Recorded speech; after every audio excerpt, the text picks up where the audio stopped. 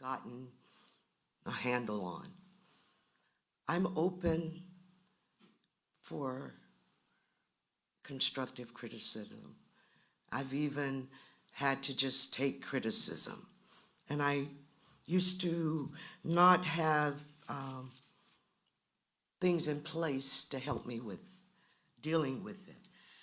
But I'd like to share with you this evening that I've grown so much in this teaching.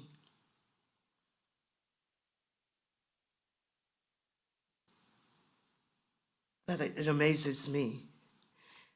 And just to get to the point, what I found is that no one really likes to hear criticism, if it's constructive or otherwise.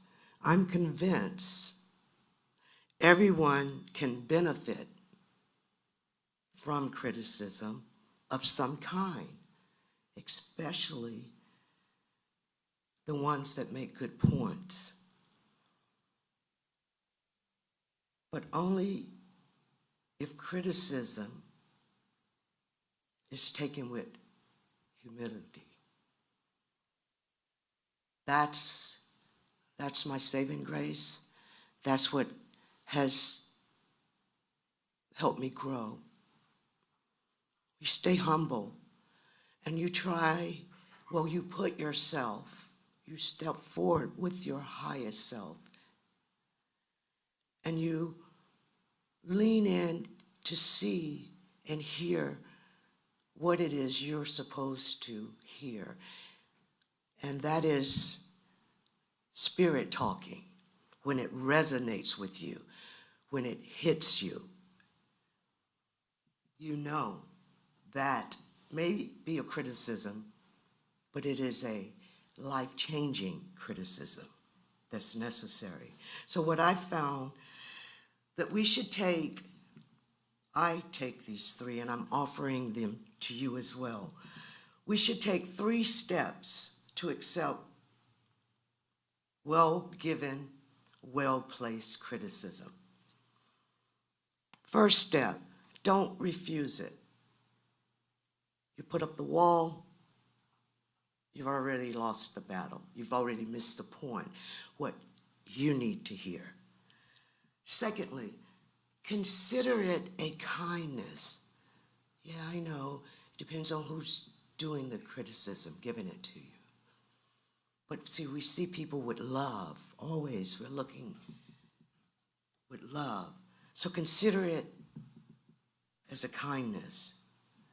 And the third step, keep quiet. Don't fight it. Don't fight back. Next time critics target you, put these suggestions into place. It's all about poise and self-control and how one reacts, and that one is yourself. They'll help you control how you react, making your response productive rather than destructive. No matter what the motive behind those critiques, always remember who you are. Remember why you're here.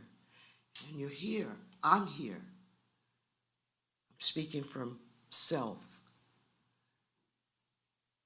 I'm here to uplift, encourage, to love and be loved. And that's what I offer. So when I hear criticism now, I have to pause, and we all should. Pausing is good because it gives you a chance to think before you speak. And we always should look to try to bring forth divine right action. So my affirmation, I rest in calm assurance that God has the answer to every question and the perfect solution to any challenge waiting for my recognition and acceptance of it. And the quote I'd leave with you, go confidently in the directions of your dreams. Live the life you have imagined. And that's Henry David Thoreau. So the condition that brought about the criticism was me basically being me.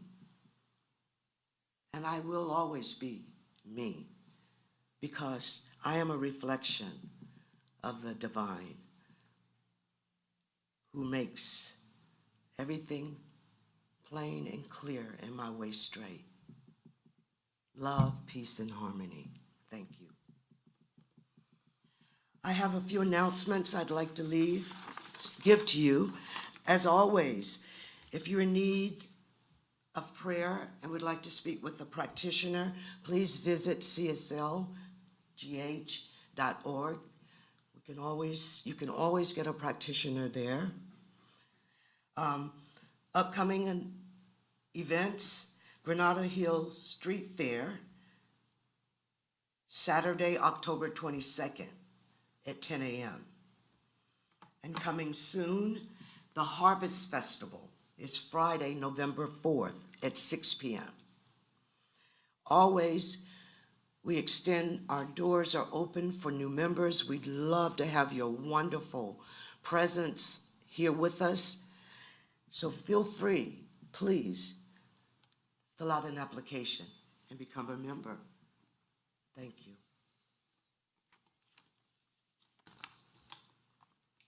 Thank you, Beverly. Yeah, so that's a very interesting subject and actually ties in nicely. Is my microphone on, Michael? Should be. It is.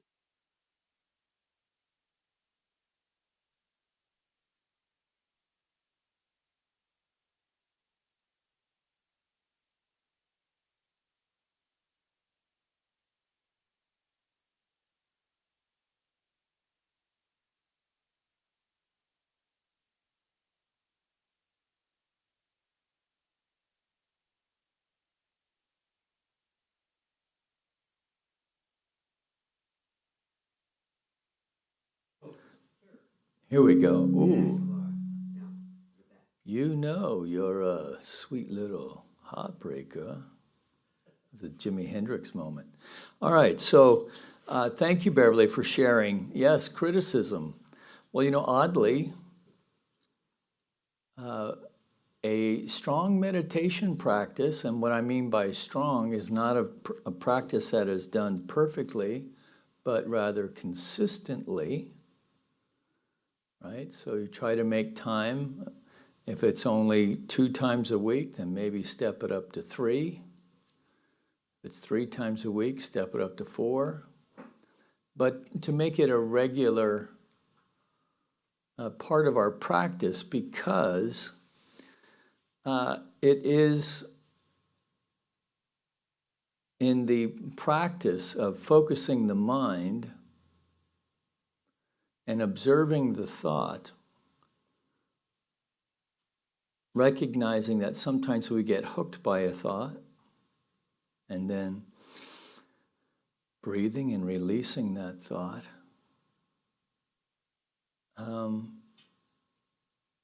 Helps us to develop mental skills so that we don't bite the hook of criticism. Because criticism can only affect us if it touches in an area that we feel insecure about, right? So the truth is, and this is harsh, but the truth is when someone says something that pushes us out of a peaceful place, we've given power over to that person. And our point of power, of course, is within, right? And this can be in 2 ways. One, it may be something that is true. and we're defensive about it because we're already aware of it, right? It could also be untrue, and it gets up our ire. We feel a little insulted, or often, more likely, it's something that we're afraid that may be true. But you can see how all of them, right? All of them are a tripwire to our peace and serenity. Now, and the truth is, most people do not know how to give criticism. Well, in fact, I don't even like the word, something that would be more helpful. I've been observing something that I think may be helpful to you. Would you be open to hearing it? Right? Versus, well, I have some constructive criticism. Well, right off the bat, it feels like you're going to be judged about something, and you probably are. Now, on the job, it's one thing, right? So if they have analytics and they say, well, you should have answered this number of calls in this measurement period, and you dropped off 5%, right? Or you get your sales quota, you made your quota for last quarter and then they bump it 3%, right? And expect you to go out there and make it happen, right? Whatever it is. Or your mate, the person you share your life with, may want to talk to you about your finances, right? But because you're already feeling insecure about your finances, we get defensive. And as Beverly said, when we get that way, then the wall goes up and then the communication ceases,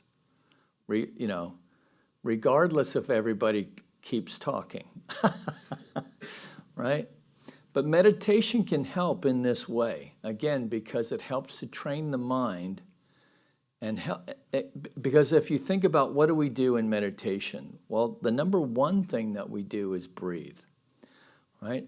And so when we get agitated, right? So what's happening in this mode is that at a very basic level of our physiology, the amygdala is getting fired up, right? That's that fight or flight thing, gets activated. And it may not be a saber-toothed tiger, but it may be somebody threatening your livelihood, let's say, or threatening, we think they're threatened, oh, they won't love me anymore, whatever the threat is, right?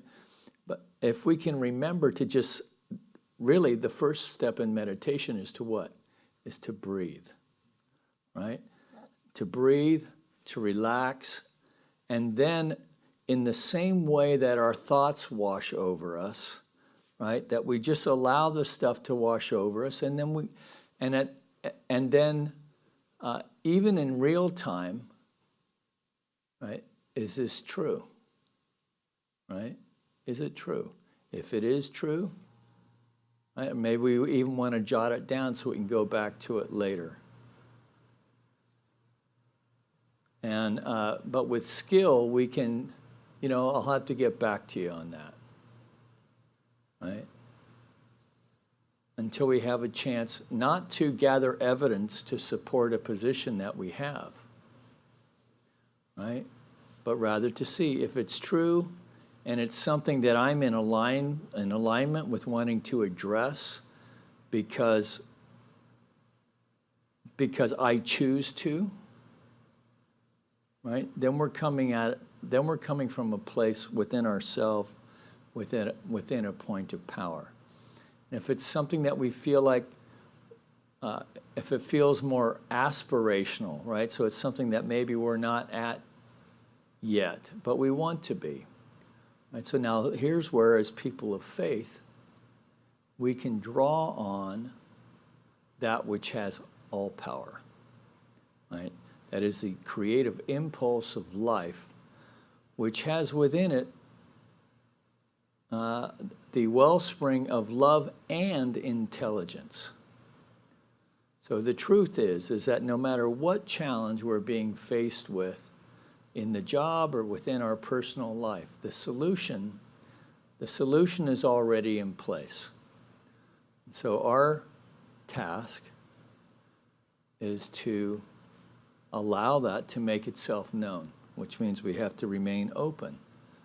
Another gift of meditation is to practice remaining being open to what? To the moment, to what's happening right now. And sometimes we're agitated, sometimes we're peaceful, right? But we stay out of the judgment. There is nothing, there is no situation that you are going to make better with self-recrimination or judgment. Nothing, right? And so criticism really is for information only. Determine its legitimacy or not, and then make a choice as to what you want to do with it, and to know that there is that which has all power, right? That we can co-create a new reality, right? But it is the bane of the working world, isn't it? You know, that was one thing that I appreciated about construction. So when you build things in the real world, you can see what you've accomplished, or you can also see what you've screwed up. But at the end of the day, it's not just, you know, managing the flow of email or or paper, but you can actually see something that's accomplished. And not all occupations get to have that. So that's a lot of yakking on that from me tonight. But I did want to share a couple of lines from tonight's reading. Spirit flows through my consciousness into action, that there is an eternal springtime in my soul, always rising but never setting. It is the sun of my destiny. I refuse to worry about anything. I have complete confidence in the God who is always with me and is able and willing to direct everything I do, control my affairs, to lead me into the pathway of peace and happiness through any criticism from anyone or anything, including myself. I just added that part on there. So this is the other, so meditation and then finding inspirational things to read. This is why we've been working with the 365 this year, because if we start our day from this place, we'll find that we have better days, even if the outward condition does not change. So, thank you for kicking us off with that subject tonight, Beverly. That's like a practical thing, right? And if we can't use our spirituality in practical ways, unless we want to go into the monastery and just contemplate the nature of existence, we can do that. If we can figure, if someone will slide our meals under the door while we're doing it, right? But for those of us who are householders, we have to work with what the world presents us. And also another tip, so there is a podcast, I love listening to podcasts, Plum Village, which is a discussion between the moderator and the monk who currently runs Plum Village, the successor of Thich Nhat Hanh, Brother Fa. Anyway, he's a very gentle fellow.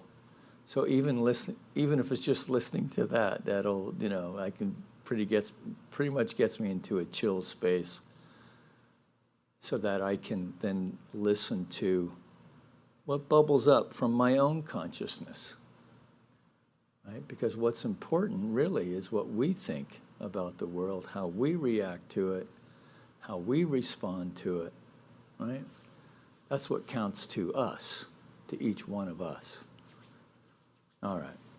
So let's take a deep breath and release this moment, release all that yakking, release any sense of criticism, release the dust off the sandals of the day that we have just walked through, and allow ourselves to surrender. Just claim this delicious moment, this moment that is the springtime of our soul.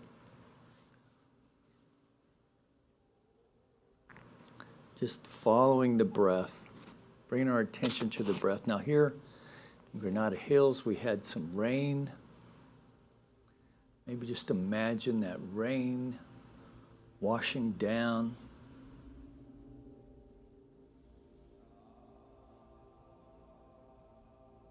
Falling through the mist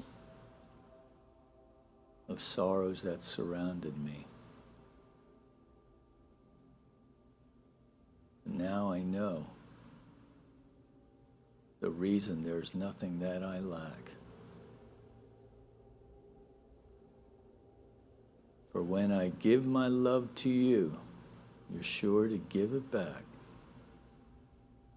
It's from Eric Clapton. Let it rain. So following the breath.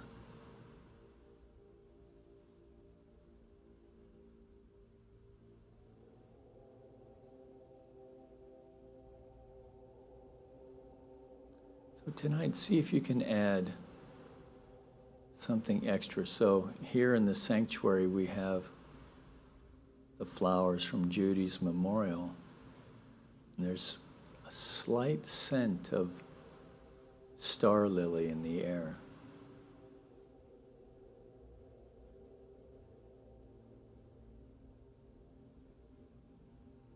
See if you can detect the scent of the room that you are in while focusing on the breath.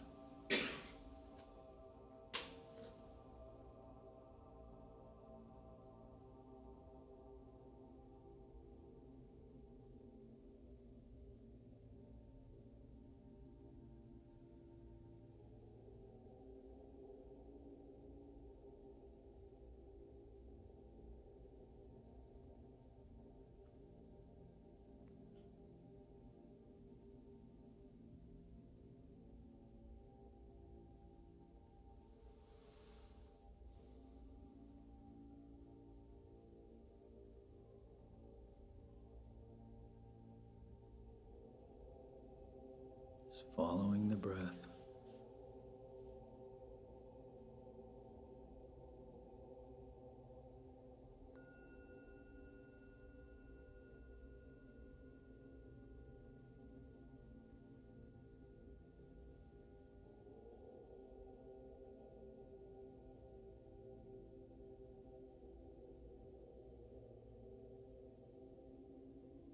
If we get hooked by a thought,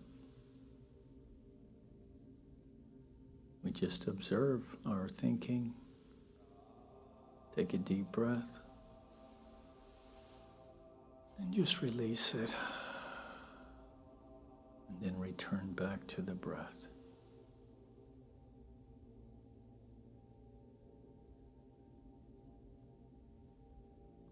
Let's take a deep breath together and release as we move into the silence now for about 15 minutes or so.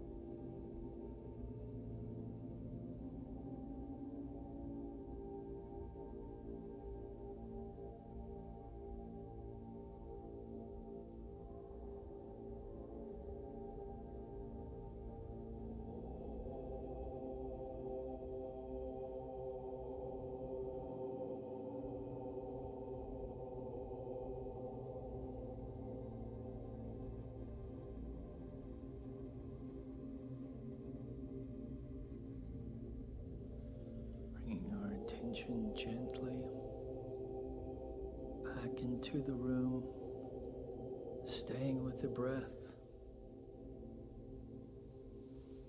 So imagine with me a flame at your very heart center.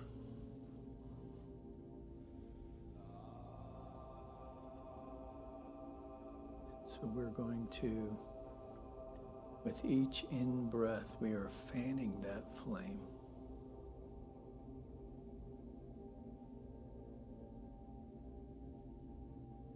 Gently blowing on it in the way you fire up a campfire. As the flame licks around the kindling. This is a fire of the Spirit that illuminates rather than consumes, and with each in-breath,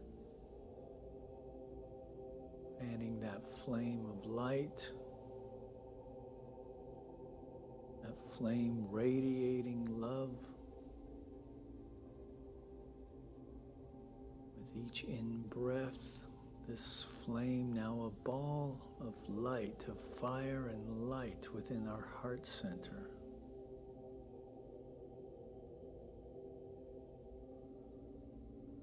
So as we know that the light and the love, the divine is all around us, that we are swimming in it, we are breathing in the very light and life and love of the living Spirit with each in-breath,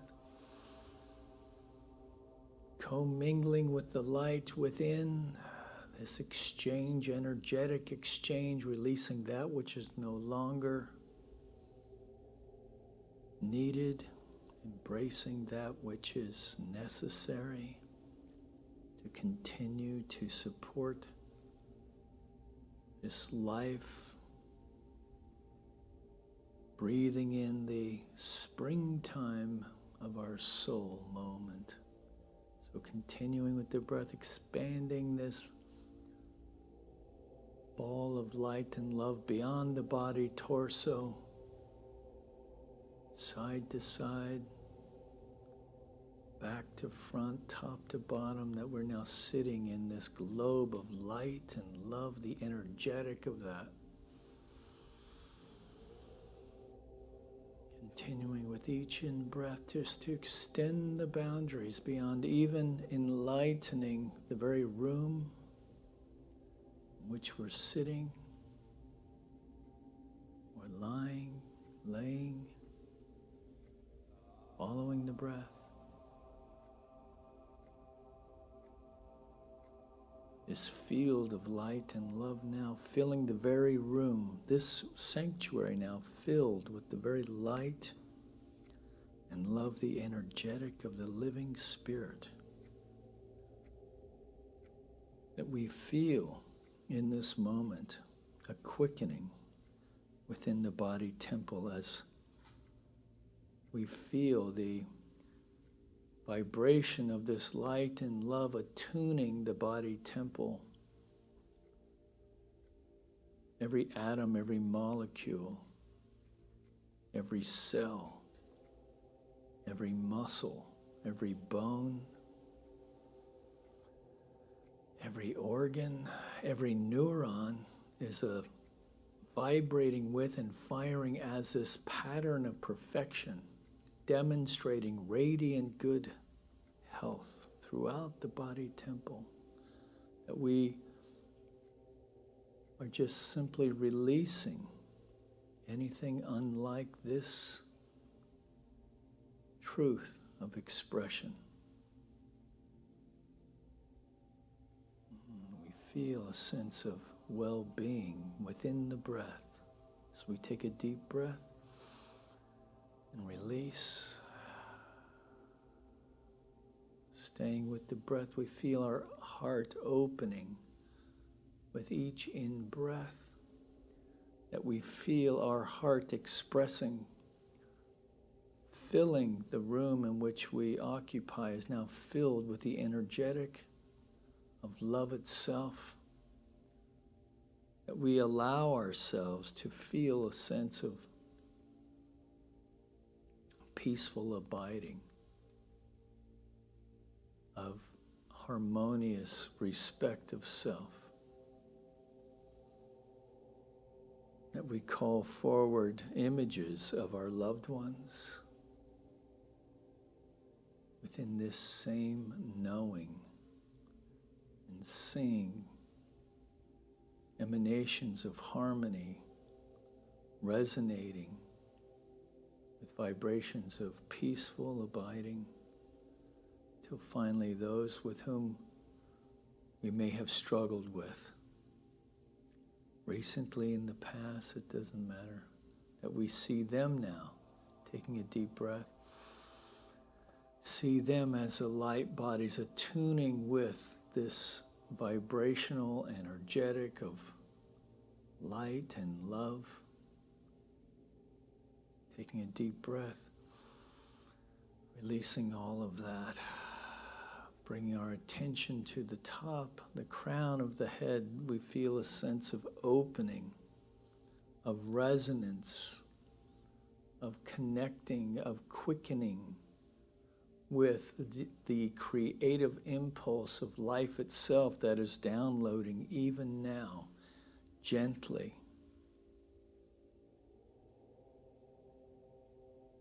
Ways of being, ways of seeing. Solution to any challenge that may be presenting itself to us in any way. That we are downloading and capturing in this moment new, dynamic, creative ideas, dynamic ideas, living ideas that up until now